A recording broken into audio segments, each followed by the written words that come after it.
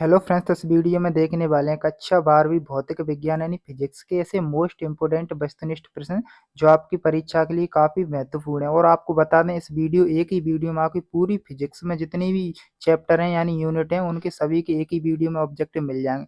और आपको बता दें, इस वीडियो से आपके पेपर में कितने ऑब्जेक्टिव आ सकते हैं। तो देखिए, आपके पेपर में 28 नंबर के ऑब्जेक्टिव आते हैं। तो एक ही वीडियो से आपके कम से कम यानी मान सकते हो 20 से ऊपर ही आपके क्वेश्चन है जो वस्तुनिष्ठ प्रश्न आ सकते हैं। ठीक है, इस वीडियो से आने की संभावना है 20 से ऊपर ही। ठीक है, तो आप समझ सकते हो 20 नंबर कितने मायने रखते हैं। अगर 20 नंबर ऑब्जेक्टिव एक ही वीडियो से आपके बन रहे हैं और आपको कुछ नहीं करना है, वीडियो को पूरा देख लेना, 20 नंबर से ऊपर ही तैयार होने की संभावना हो जाएगी आपकी। ठीक है, और 20 नंबर आपके जो वस्तुनिष्ठ प्रश्न हो जाएंगे जिनमें सही विकल्प जोड़ी रिक्त स्थान वगैरह हो जाएंगे। और आपके 2-3 क्वेश्चन भी आप लिखे आओगे आंसर, तो आप आसानी से पास हो जाओगे। और जो जो स्टूडेंट अच्छे से तैयारी की है, उसने क्वेश्चन तैयार कर लिए हैं, तो आप वो स्टूडेंट इस वीडियो को पूरा देख लेता है तो काफ़ी अच्छे नंबर ला सकता है फिजिक्स में। तो अब चलते हैं, वीडियो को स्टार्ट करते हैं। और जो स्टूडेंट बीच में यहीं पर छोड़ के चला जाएगा उसे कुछ फ़ायदा होने वाला नहीं है, वो इधर उधर भटकता रहेगा। लेकिन जो स्टूडेंट पूरा देख लेगा वो पेपर दे के बाद में लौटेगा तो ज़रूर बताएगा कि हाँ, कितना इंपॉर्टेंट रहेगी जी वीडियो उसके पेपर के लिए। ठीक है, तब देखिए, आपके पेपर में 28 नंबर के आते हैं, आपको अच्छे से पता है। और पूरी फिजिक्स के इस वीडियो में आपको बताने वाले हैं। तो पहली यूनिट है, आप यहाँ पर देख लीजिए, स्थिर विद्युत। देखिए, किसी यूनिट में हमने क्या किया है, जिस यूनिट से ज़्यादा क्वेश्चन आने की संभावना उससे हमने ज़्यादा लिए हैं, और जिससे कम है वो आपको मिल ही जाएंगे। आप तो केवल देखते जाना है, और कम से कम 2 बार इस वीडियो को देख लेते तो और अच्छी बात है। ठीक है, तब चलते हैं, वीडियो को स्टार्ट करते हैं। तो पहला क्वेश्चन आप यहाँ पर देख लीजिए। पहला प्रश्न है, विद्युत तीव्रता वाले विद्युत क्षेत्र में आवेश q रखने पर उस पर लगने वाला बल होगा। तो देखिए, आपको क्या करना है, इस वीडियो जैसे ही आप देखते जाओगे तो 2 बार पढ़ लेना है। जैसे कि ई विद्युत क्षेत्र में q आवेश रखने पर उस पर लगने वाला बल क्या होगा, ऐसे क्वेश्चन दिया है और आपको डायरेक्ट याद करना है। तो इसका आंसर क्या हो जाएगा, F बराबर QE। इस प्रकार से आपको याद करनी है। अगला प्रश्न है कि विद्युत आवेश q के कारण r दूरी पर विद्युत क्षेत्र की तीव्रता E क्या होगी। तो इसका आंसर हो जाएगा आर स्क्वायर बराबर जे वाल आर स्क्वायर वाला। ये आपको ध्यान में रखना है। ठीक है, यहाँ पर आर स्क्वायर है, क्यू वाला नहीं करना, आपको आर स्क्वायर वाला करना है। अच्छे से याद कर लेना ऐसे। अगला प्रश्न है, वायु में वायु में स्थित एकांक धनावेश से निकलने वाला कुल विद्युत फ्लक्स होता है। तो ये आपका हो जाएगा 1/ε0। ठीक है, दूसरे नंबर का हो जाएगा। इस प्रकार से आपको वीडियो पूरा देखते जाइए और आपके कंप्लीट हो जाएंगे, और सभी इंपोर्टेंट आने की संभावना है। वायु का परावैद्युतांक होता है, तो वायु का परावैद्युतांक कितना होता है, 1 होता है। तो इसका आंसर हो जाएगा 1। इस प्रकार से याद करते जाना है। अगला है, समविभव पृष्ठ और विद्युत क्षेत्र रेखाओं के बीच का कोण कितना होता है। तो इसका आंसर हो जाएगा 90 डिग्री। इस प्रकार से। ठीक है, अगला है, दो संधारित्रों को श्रेणी क्रम में जोड़ने पर प्रत्येक संधारित्र पर समान होगा। यानी यहाँ पर जरूर देखना है श्रेणी क्रम है और समान क्या होगा ये पूछा है। तो इसका आंसर हो जाएगा यहाँ पर आवेश। अगला है, यहाँ पर विद्युत धारिता का ऐसा ही मात्रक होता है। तो विद्युत धारिता का ऐसा ही मात्रक होता है फैराड।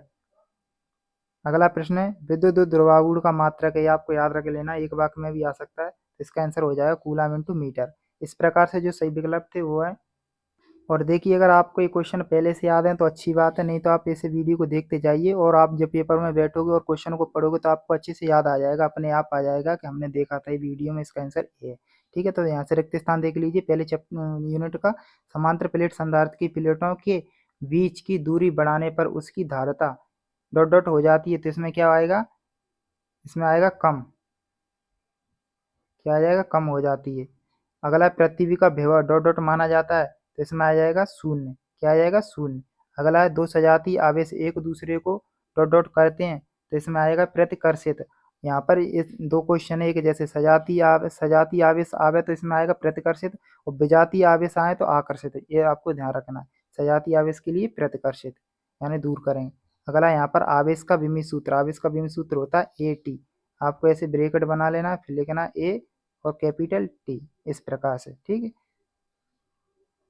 अगला देखिए, जोड़ी हमने किस प्रकार से तैयार की है, यानी इधर लिखा है उसका आंसर सामने ही है। इस प्रकार से आपको तो इनका स्क्रीनशॉट ले सकते हो जोड़ियों का, और इसे पेपर से यानी पेपर से पहले पढ़ के जाना है आपको। जैसे यानी आवेश का क्वांटीकरण, इधर क्या है, आवेश का क्वांटीकरण, तो इसका आंसर हो जाएगा ये वाला। ठीक है, अगला गोली चालक की धारिता, तो इसका ये हो जाएगा। अगला है संधारित्र यानी समांतर प्लेट संधारित्र की धारिता ये वाला हो जाएगा। विद्युत क्षेत्र की तीव्रता न्यूटन प्रति कूलम, विद्युत विभव जूल प्रति कूलम। इस प्रकार से सामने सामने दी हुई है, इनको याद कर लेना है, कैसे भी आ सकता है। अगला है यहाँ पर आवेशित खोखले गोले के अंदर विद्युत क्षेत्र शून्य होता है, तो ये आपका सत्य है। अगला विद्युत क्षेत्र सदिश राशि, ये भी आपका सत्य है। ठीक है, इस प्रकार से आपको याद करना है। अगला एक वाक्य में या एक शब्द में उत्तर है, जैसे न्यूनतम आवेश होता है, न्यूनतम आवेश एक इलेक्ट्रॉनिक आवेश होता है, इस प्रकार से याद कर लेना है। अगर ये यही क्वेश्चन आपको सही विकल्प में आए तो ऊपर लिख के आएगा आपका क्वेश्चन में कि न्यूनतम आवेश है, और नीचे 4 ऑप्शन होंगे, इसमें आपको एक ऑप्शन मिल जाएगा इलेक्ट्रॉनिक आवेश। इस प्रकार से ध्यान रखना है। अगला है मूल आवेश का मान कितना होता है, तो आप यहाँ पर देख सकते हैं मूल आवेश का होता है 1 दशमलव गुणा 10 पे घात माइनस के 19 कूलम। अगला एक कूलम आवेश में इलेक्ट्रॉनों की संख्या होती है 6.25 गुणा 10 पे घात 18, यहाँ पर दशमलव है। ठीक है, और आपको बता दें अगर सही विकल्प में आता है तो ये ऑप्शन आपको देखने को मिल जाएगा। अगला है धातु का परावैद्युतांक कितना होता है, अनंत। हमने वायु को पहले देख लिया, वायु कितना होता है 1, इसमें क्या दिया है धातु, धातु को कितना होता है अनंत। अगला आवेश का ऐसा ही मात्रक होता है कूलम। और देखिए यहाँ पर दो और हैं, जैसे दो समविभव पृष्ठ एक दूसरे को कभी नहीं काटते हैं, ये आपका सत्य है। और एक है विद्युत क्षेत्र रेखाएं खुला वक्र होती हैं, तो ये भी आपका सत्य है। 2 क्वेश्चन और इंपोर्टेंट थे। तो ठीक है, यहाँ पर देखिए जो आपका पहली यूनिट है वो कंप्लीट होती है। अब चलते हैं दूसरी यूनिट के लिए। देखिए आप घबराइए मत कि इतने क्वेश्चन याद करोगे, देखिए हो सकता है किसी यूनिट से ज़्यादा क्वेश्चन आने की संभावना होगी, तो उसमें ज़्यादा हो जाएंगे। हमने आगे चल के देखी यूनिट में बहुत कम कम यानी 2 3 क्वेश्चन रखे हैं, केवल इंपोर्टेंट ही। तो आपको वीडियो को तो पूरा देख लेना है, वो आपके ऊपर डिपेंड करता है। अगर आपको 20 नंबर से ऊपर वस्तुनिष्ठ प्रश्न में चाहिए तो वीडियो को देख लेना, नहीं तो आप छोड़ के जा सकते हो, वो आपकी मर्जी है। लेकिन आप बाद में बोलोगे जब वीडियो को देख जाओगे फिर पेपर दे के आओगे। तो अगला यहाँ पर देखिए एक तार, तार का विशिष्ट प्रतिरोध या प्रतिरोधकता निर्भर करता है। यहाँ पर विशिष्ट प्रतिरोध आ सकता है, प्रतिरोधकता आ सकती है। तो इसका आंसर हो जाएगा यानी किस पर निर्भर करता है, ऑप्शन में दिया हुआ है लंबाई पर, व्यास पर, द्रव्यमान पर। तो इसका आंसर हो जाएगा पदार्थ पर। अगला है ओमीय प्रतिरोध, ओमीय प्रतिरोध है तो इसका आंसर हो जाएगा जो आपका तांबे का तार है वो ओमीय प्रतिरोध है। अगला है यहाँ पर जो विशिष्ट प्रतिरोध का मात्रक है, ऐसे याद कर लेना है। तो विशिष्ट प्रतिरोध का मात्रक होता है ओम इंटू मीटर। देखिए अगर ऐसे ही एक वाक्य में आ जाए कि विशिष्ट प्रतिरोध का मात्रक क्या होता है, तो आपको याद आपको यहाँ से ही कर लेना है ओम इंटू मीटर।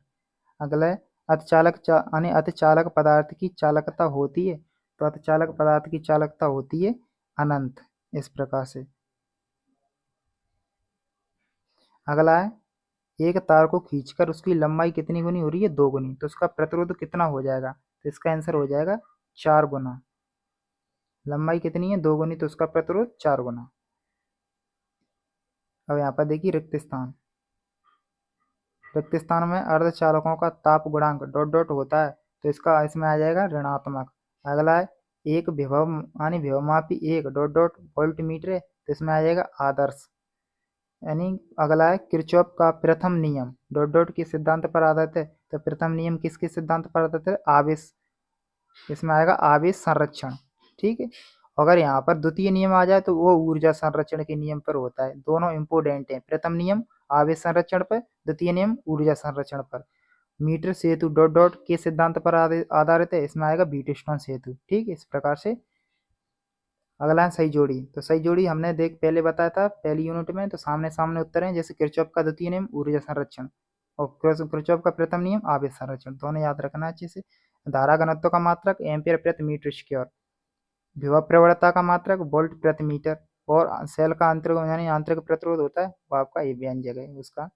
ठीक है, तो इस प्रकार से इनको याद कर लेना है, और सही जोड़ियों का तो आपको स्क्रीनशॉट ले लेना है, जैसे ही आप जल्दी जल्दी से देख के बाद में जा सकते हो।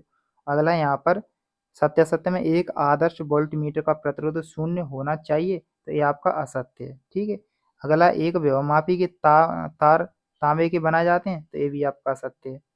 अगला अतिचालक पदार्थ की प्रतिरोधकता शून्य होती है, तो ये आपका सत्य हो जाएगा। अगला देख सकते हैं यहाँ पर एक वाक्य में, तो एक वाक्य में आपको अनुगमन वेग पर ताप का क्या प्रभाव पड़ता है, तो आप लिख सकते हो ताप बढ़ाने पर अनुगमन वेग घटता है। अब देखिए यहाँ से यानी आपकी यूनिट 3 इकाई 3 सही विकल्प। देखिए अब आपको बहुत कम मिलेंगे, देखिए इसमें केवल 3 ही सही विकल्प हैं, तो आप घबराइए मत, बहुत कम क्वेश्चन हमने, लेकिन ज़्यादा संभावना है तो हमने रखने पड़ेंगे, नहीं तो आप बाद में बोलोगे इससे कुछ आया ही नहीं है।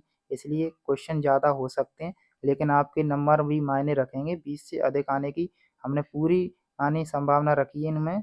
ऐसे क्वेश्चन रखे हैं तो आपसे ज़्यादा क्वेश्चन बन सकें पेपर में। तो अगला यहाँ पर, धारा के चुंबकीय प्रभाव की खोज किसने की? क्वेश्चन को अच्छे से पढ़ना और इसके आंसर अच्छे से याद रखना है, ठीक है आपको। तो इसका आंसर हो जाएगा ओरस्टेट, ठीक है। अगला यहाँ पर क्वेश्चन है, एक गतिमान आवेश उत्पन्न करता है, तो इसका आंसर हो जाएगा यानी दोनों कौन कौन से? विद्युत क्षेत्र और चुंबकीय क्षेत्र। आपके ऑप्शन में ऐसे देखने मिलेगा विद्युत क्षेत्र और चुंबकीय क्षेत्र दोनों, तो आपको दोनों वाला ऑप्शन टिक करना है। अगला है, किसी प्रपत्र में धारा का मापन के लिए लगाए जाते हैं, तो जो आपका धारा मापने के लिए क्या लगाया जाता है? अमीटर, ठीक है। ये आपका अच्छे से ध्यान रखना है, धारा मापने के लिए यंत्र कौन सा होता है? अमीटर। इसका आंसर ही अमीटर है। आगे देखिए, जो आपके रिक्त स्थान है, तो रिक्त स्थान में पहला है, धारावाही प्रणालिका डॉट डॉट की भांति व्यवहार करती, काफी इंपोर्टेंट है। देखिए ज़्यादा इंपोर्टेंट होगा, हम उससे पहले ही बता देंगे, ठीक है। ज़्यादा याद ना कर पाओ तो इंपोर्टेंट आपको बताते चलेंगे, ठीक। तो इसमें आ जाएगा क्या? धारावाही प्रणालिका चुंबक की भांति व्यवहार करती है। चुंबक लिख सकते हो या दंड चुंबक लिख सकते हो। अगला है, एक आदर्श वोल्टमीटर का प्रतिरोध डॉट डॉट होता है, तो इसमें आ जाएगा, जो आपका एक आदर्श वोल्टमीटर का प्रतिरोध होता है, अनंत।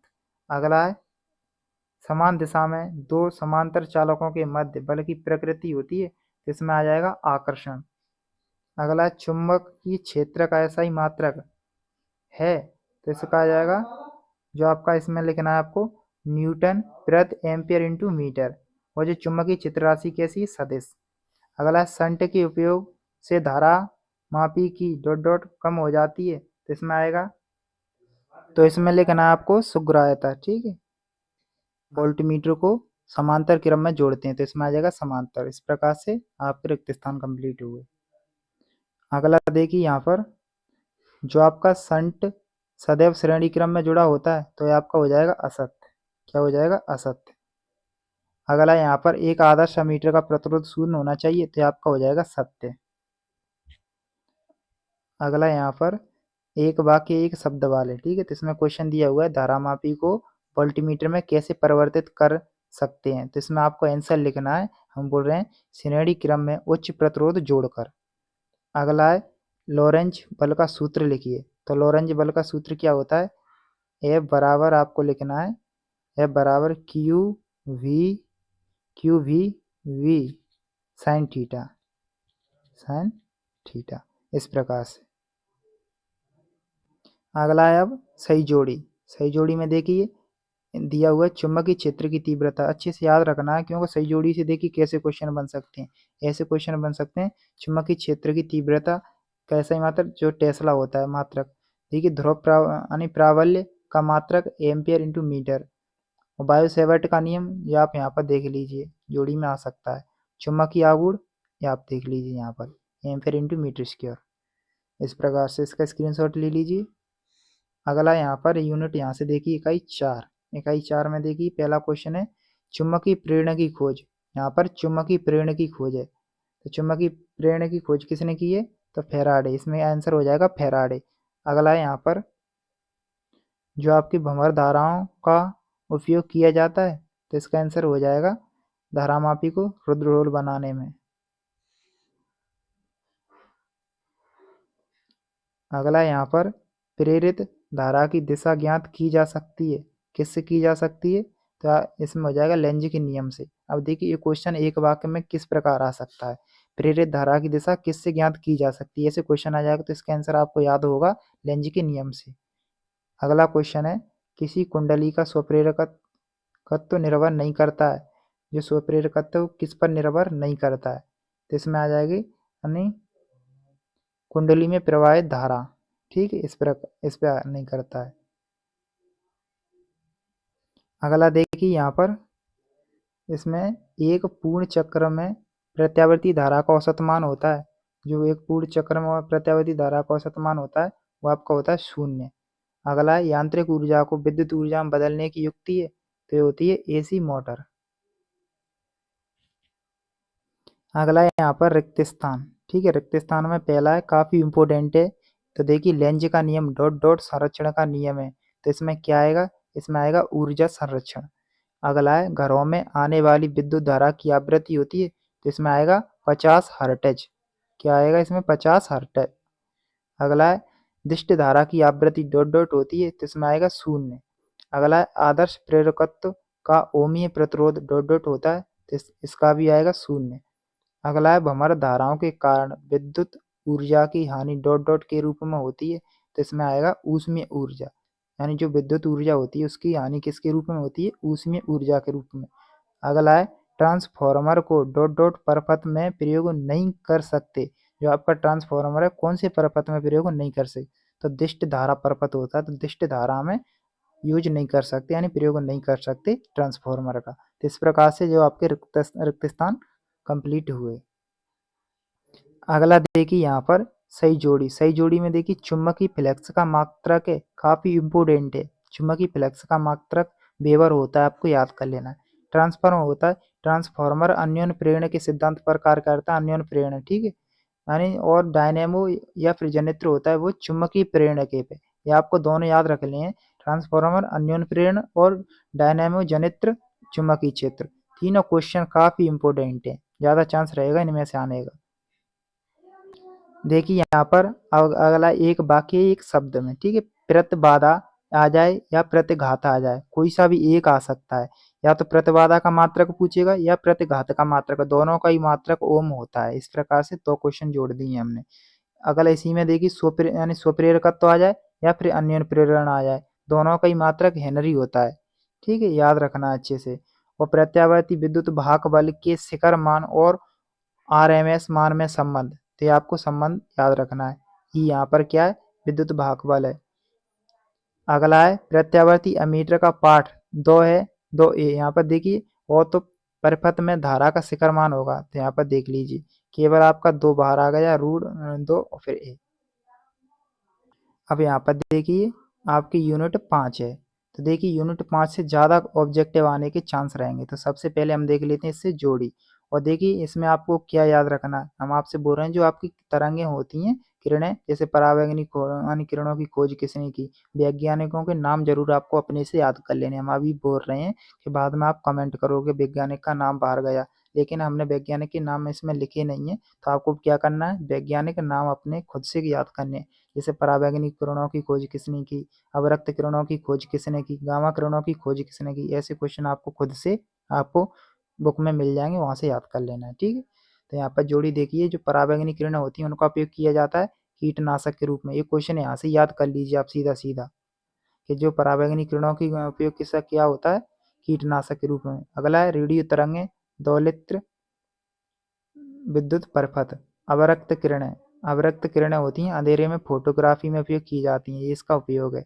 अगला सूक्ष्म तरंगों की तरंग दैर्ध्य, आप याद कर लेना। अगला है दृश्य प्रकाश की तरंग दैर्ध्य, इसे याद कर लेना है। और उच्च वेदन क्षमता गामा किरण की होती है। इस प्रकार से इसका स्क्रीनशॉट ले लिए, थोड़ा थोड़ा पढ़ते रहिएगा। अगला है यहाँ पर सत्य सत्य। पहला यहाँ पर ध्वनि तरंगें, विद्युत चुम्बकीय तरंगें नहीं है, तो ये आपका सत्य हो जाएगा। अगला यहाँ पर विद्युत चुम्बकीय स्पेक्ट्रम अदृश्य होता है, ये आपका असत्य हो जाएगा। अगला है दृश्य प्रकाश के लिए पृथ्वी का वायुमंडल पारदर्शी होता है, तो ये आपके लिए सत्य है। और ध्वनि तरंगें अनुप्रस्थ तरंगें, यह सत्य है, ठीक है। देखिए सेम टू सेम क्वेश्चन देखे, यानी आपके पेपर में मिलने के चांस रहेंगे कि आपके ये जो सत्य सत्य जोड़ी वगैरह सेम टू सेम मिले। तो जिनको ज़्यादा, आपको क्या करना है, जैसे हम बने लिखा है और आपको बता रहे हैं इसी प्रकार से याद करते जाना है, ठीक है। याद क्या करोगे, 2 बार वीडियो देखी नहीं, आपको वैसे ही याद रहेंगे, ठीक है। तो वीडियो को जो पूरा देखेगा उसी को फायदा होने वाला है वीडियो का। और पूरी फिजिक्स के वस्तुनिष्ठ प्रश्न आपको कंप्लीट हो रहे हैं एक ही वीडियो में। देखिए यहाँ पर विद्युत चुम्बकीय तरंगें डॉट डॉट तरंगें होती हैं, तो इसमें आएगा अनुप्रस्थ। अगला है सबसे अधिक आवृत्ति की चुम्बकीय तरंगें डॉट डॉट होती हैं, तो इसमें आएगा गामा, ठीक है। अगला है निर्वात में चुम्बकीय तरंगों के वेग का सूत्र, तो ये आपको याद कर लेना है, ठीक है। वेग का एक वाक्य में भी आ सकता है। अगला है रोगों के कीटाणुओं को मारने के लिए किरण का उपयोग किया जाता है? हमने पहले ही बताया था, रोगाणुनाशक के रूप में, यानी कीटाणुनाशक के रूप में किसका किया जाता है? पराबैंगनी का, पराबैंगनी किरण का। अगला, दृश्य प्रकाश का रंग उसकी डॉट डॉट पर निर्भर करता है, तो इसमें आएगा आवृत्ति। बहुत इंपॉर्टेंट है आवृत्ति वाला, ठीक है। तो इसका स्क्रीनशॉट ले सकते हो आप। तो यूनिट 5 के जो वस्तुनिष्ठ प्रश्न है, सही विकल्प वो देख लीजिए यहाँ पर। सही विकल्प काफ़ी इंपॉर्टेंट है। देखिए, विद्युत चुम्बकीय तरंगें डॉट डॉट होती हैं, तो इसमें क्वेश्चन दिया हो विद्युत चुम्बकीय तरंगें क्या होती हैं। तो देखिए, इनके आंसर देख लीजिए। तो पहला हो जाएगा त्वरित आवेश, ठीक है, पहले का। अगला यहाँ पर विद्युत चुम्बकीय किरणें नहीं है, तो आपकी बीटा किरणें वो विद्युत चुम्बकीय तरंगें नहीं है या किरणें नहीं है। अगला, विद्युत चुम्बकीय तरंगों के अस्तित्व की पुष्टि, प्रायोगिक पुष्टि सर्वप्रथम कौन ने करी थी? हर्ट्ज। अगला है निर्वात में, जो तो हमने बताई दिया, चाल का सूत्र या वेग का सूत्र, ये आपका हो जाएगा। अगला, ओजोन मंडल अवशोषित करता है पराबैंगनी किरणों को, ये काफी इंपॉर्टेंट है पांचों वाला। अगला देखिए यहाँ पर जो आपके एक वाक्य या एक शब्द में आंसर वाले हैं, देखिए क्वेश्चन देख लीजिए, विद्युत चुम्बकीय तरंगों का मूल स्रोत क्या होता है? तो इसका आंसर है त्वरित आवेश। अगला, विद्युत चुम्बकीय तरंगों का आविष्कार किसने किया था? मैक्सवेल ने। अगला, निर्वात में विद्युत चुम्बकीय तरंगों की चाल का सूत्र जो हमने ऊपर देखा था, वो आपको अच्छे से याद कर लेना, आने के चांस रहेंगे इसके। अगला है, विद्युत चुम्बकीय तरंगें कैसी हैं? अनुदैर्ध्य या अनुप्रस्थ? तो अनुप्रस्थ होती हैं विद्युत चुम्बकीय तरंगें, अनुप्रस्थ दिया हुआ है इसमें चौथे का। अगला यहाँ पर देखिए, ओजोन मंडल किन तरंगों को अवशोषित करता है? जो पहले भी देखा था, पराबैंगनी किरणों को। तो इस प्रकार से आप देखिए, माइक्रो ओवन में प्रयुक्त विद्युत चुम्बकीय तरंग का नाम लिखिए, काफी इंपॉर्टेंट है। तो ये आपका हो जाएगा इसका। देखिए यहाँ पर देख लीजिए, माइक्रो तरंग, माइक्रो ओवन। देखिए, कोहरे में संकेत भेजने के लिए कौन सी तरंग का उपयोग किया जाता है? तो अवरक्त का। अगला, तरंग दैर्घ्य पूछिए, इसमें दृश्य तरंगों की तरंग दैर्घ्य परास, तो आप यहाँ पर इसका आंसर देख लीजिए। अगला, एक्स तरंगों का एक उपयोग टूटी हड्डियों का पता लगाने के लिए, एक्स माने एक्सरा, आप याद कर सकते हो एक्सरा से, ठीक है। तो इस प्रकार से इसका स्क्रीनशॉट ले लीजिए, इसमें से आने के चांस रहेंगे। देखिए, अब यूनिट है आपकी 6 इकाई है। तो इसमें इम्पोर्टेंट देखिए, आपको पता है प्रकाश वाला है, काफ़ी इम्पोर्टेंट और ज़्यादा भी क्वेश्चन है इस चैप्टर में या इस यूनिट में, आप बोल सकते हो। तो काफ़ी ज़्यादा है, लेकिन आप घबराइए मत, हमने इम्पोर्टेंट ही इम्पोर्टेंट रखे हैं। देखिए, पहला है, गोलीय दर्पण की वक्रता त्रिज्या r तथा फोकस दूरी में संबंध है। ये क्वेश्चन एक वाक्य में भी आ सकता है, लेकिन आपको इसका आंसर सीधा याद रखना है, F बराबर r/2, ठीक है। अगला है, संयुक्त सूक्ष्मदर्शी की अपदृश्य लेंस की फोकस दूरी नेत्र लेंस की फोकस दूरी से कम होती है। क्वेश्चन कैसे याद रखोगे या भूल जाओगे? कौन सी से होती है, आपको नहीं पता चलेगा कौन सी की तो कम होती है, कौन सी की ज़्यादा। तो इसका सीधा तरीका है, जो अवदृश्यक होता है उसकी तो कम होती है, किससे? नेत्र लेंस से, ठीक है। ये आपको ध्यान रखना, नेत्र लेंस की फोकस दूरी ज़्यादा होती है अवदृश्यक से। इसमें देख सकते हैं हमने सीधा सीधा चिन्ह लगा दिया है। बड़ा किसे किया है हमने? नेत्र लेंस को। तो ऐसे आप याद रख सकते हो कि नेत्र लेंस की फोकस दूरी ज़्यादा रहती है। अगला है, किसी दूरदर्शी की भेदन क्षमता निर्भर करती है किस पर करती है? तो इसका आंसर हो जाएगा जो आपका होता है अभिदर्शक के व्यास पर। अगला देखिए क्वेश्चन है कि प्रकाश की तरंग प्रकृति की पुष्टि नहीं की जा सकती, इसमें आया नहीं, तो नहीं आया है तो क्या आएगा? नहीं की जा सकती। तो जो प्रकाश की तरंग प्रकृति, उससे क्या नहीं पुष्टि की जा सकती? तो प्रकाश विद्युत प्रभाव की, ये आपको याद रखना है, प्रकाश विद्युत प्रभाव। अगला है, प्रकाश के अपवर्तन की घटना में अपरिवर्तित रहता है, यानी क्या नहीं बदलता है? जो अपवर्तन होता है प्रकाश का, उसमें क्या नहीं बदलता है? तो इसमें आपका आंसर हो जाएगा आवृत्ति, ये आपके लिए इम्पोर्टेंट है। अब देखिए, रिक्त स्थान है इसमें, काफ़ी इंपॉर्टेंट है, आने की भी संभावना रहेगी। तो यहाँ पर देखिए, पहला है, जल में वायु का बुलबुला डॉट डॉट लेंस की तरह कार्य करता है। तो जो जल में वायु का बुलबुला होता है वो किस तरह कार्य करता है? तो अवतल लेंस की तरह। और ये क्वेश्चन आपको नेत्र का जो होता है लेंस, वो कैसा होता है, ये आपको याद रख लेना, कर लेना, ठीक है। अगला है, सघन माध्यम में प्रकाश की चाल विरल माध्यम की अपेक्षा क्या होती है? इसमें आ जाएगा कम होती है। अगला है, आकाश के नीले दिखाई देने का कारण क्या है? तो जो प्रकाश का प्रकीर्ण होता है, इसलिए आकाश का रंग नीला दिखाई देता है। अगला है, एक स्वस्थ नेत्र की स्पष्ट दृष्टि की न्यूनतम दूरी क्या मानी गई है? तो क्या होती है? 25 सेंटीमीटर। इसमें इकाई जरूर ध्यान रखना है, सेंटीमीटर। 25 सेंटीमीटर। अगला है स्वस्थ नेत्र की विभेदन यानी विभेदन सीमा होती है 1 और यहाँ पर डैश लगा देना इस प्रकार से, ठीक है, 1 लिख के उस पर ऊपर थोड़ा डैश लगा देना। अगला प्रकाश यानी श्वेत प्रकाश में पतली फिल्म के रंगीन दिखाई देने का क्या कारण है। इसमें पतली फिल्म आएगी, वो रंगीन दिखाई देने का क्या कारण पूछा है, तो इसमें आएगा व्यतिकरण। क्या आएगा इसमें? व्यतिकरण। अगला देखिए साधारण बल्ब से प्राप्त प्रकाश होता है अध्रुवित। क्या आ जाएगा इसमें? अध्रुवित। अगला है यहाँ पर पानी में डूबी आंशिक रूप से यानी पूरी नहीं डूबी है पेंसिल का मुड़ा हुआ प्रतीत होगा होने का क्या कारण है। यानी सीधा बोल सकते हो, जब आप पेंसिल को पानी में डुबाओगे पूरी नहीं आधी, तो आप पेंसिल को देखोगे तो आपको बीच से ऐसा लगेगा कि ये मुड़ गई है, लेकिन वो मुड़ी नहीं होती है। तो इसका कारण पूछा है, क्या कारण है, तो इसका कारण होता है अपवर्तन।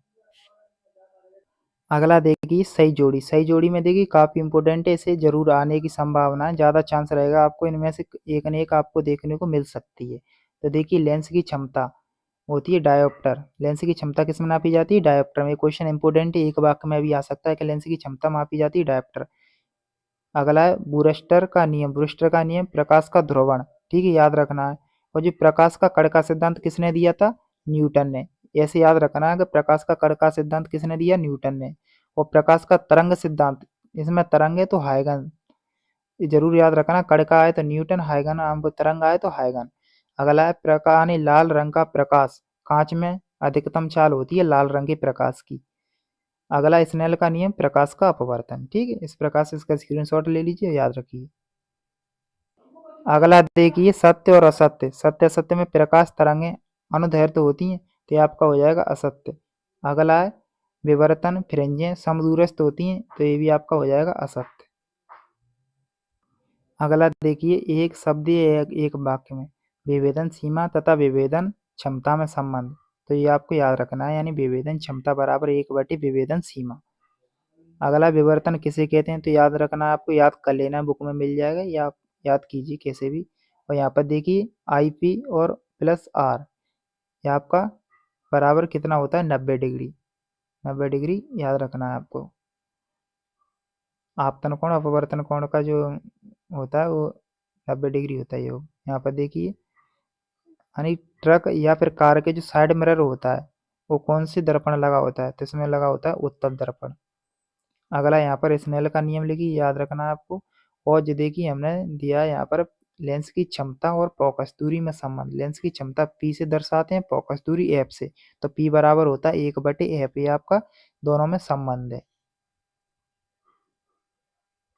देखिए अब आपकी यूनिट यानी इकाई 7। अब देखिए यहाँ से ज़्यादा आपको नहीं देखने को मिलेंगे, कम कम क्वेश्चन हमने लिए हैं वस्तुनिष्ठ प्रश्न, तो आप घबराइए मत। थोड़ा सा वीडियो और बचा हुआ है उसे और देख लीजिए तो आपका ही फायदा हो जाएगा। तो यहाँ पर देखिए ऊर्जा E के फोटोन का संवेग होता है, तो इसका क्या आंसर होता है, तो इसका आंसर हो जाएगा जो आपका E/c होता है, पहला हो जाएगा। अगला है इसका यानी एक कण का द्रव्यमान m है, वेग v है, तो उससे संबंधित डी ब्रोगली तरंग दैर्ध्य बतानी है, तो इसका आंसर क्या होगा, तो इसका आंसर हो जाएगा h/mv, ठीक है। दोनों का आप याद रखिए अच्छे से। और देखिए रिक्त स्थान देख लीजिए, उसमें केवल 2 ही इस यूनिट में रिक्त स्थान है। इलेक्ट्रॉन पर आवेश डॉट डॉट होता है, तो देखिए इसमें जरूर अच्छे से याद रखना है आपको। तो इलेक्ट्रॉन में आवेश कितना होता है, तो 1.6 गुणा 10⁻⁻⁻19 कूलाम, ठीक है। और देखिए एक इलेक्ट्रॉन वोल्ट, एक EV यानी एक इलेक्ट्रॉन वोल्ट बराबर होता है, तो इसमें देखिए 1.6 10 गुणा 10⁻⁻19, ठीक है, इसमें भी इलेक्ट्रॉन वोल्ट, ये इलेक्ट्रॉन वोल्ट है, तो ये आपको हो जाएगा, ठीक है। और अगला है जो आपके तरंग दैर्ध्य, यहाँ पर ये दिया हुआ है इससे इस प्रकार से कि तरंग दैर्ध्य के फोटोन की ऊर्जा होती है, तो इसमें आपको लिखना है h/c/λ, इस प्रकार से। अगला है इलेक्ट्रॉन के विशिष्ट आवेश का मान SI पद्धति में होता है, तो इसमें आपको आंसर लिखना है 1.76 गुणा 10⁻11, और इसका आपकी यूनिट लिखनी है कूलाम प्रति kg, किलोग्राम, कूलाम प्रति किलोग्राम। अगला है सही जोड़ी। सही जोड़ी में देखिए यहाँ पर देख लीजिए इंपोर्टेंट है पहली ही, इलेक्ट्रॉन उत्सर्जन के लिए न्यूनतम ऊर्जा होती है वो क्या कहलाती है, कार्य फलन कहलाती है, इंपॉर्टेंट है। फोटोन का बराबर द्रव्यमान होता है 0, एक वाक्य में आ सकता है। और इलेक्ट्रॉन वोल्ट होते हैं ऊर्जा का मात्रक होता है, ये आपका सत्य सत्य में आ सकता है कि पूछेगा इलेक्ट्रॉन का जो इलेक्ट्रॉन वोल्ट ऊर्जा का मात्रक होता है तो सत्य हो जाएगा।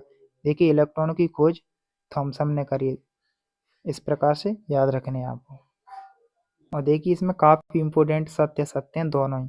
डी ब्रोगली तरंग विद्युत चुम्बकीय तरंगें नहीं है तो ये आपकी सत्य है। अगला है फोटोन ऊर्जा संवेग का छोटे से छोटा बंडल है तो ये आपका सत्य हो जाएगा। दोनों ही अच्छे से याद रखनी है, दोनों ही इंपॉर्टेंट है।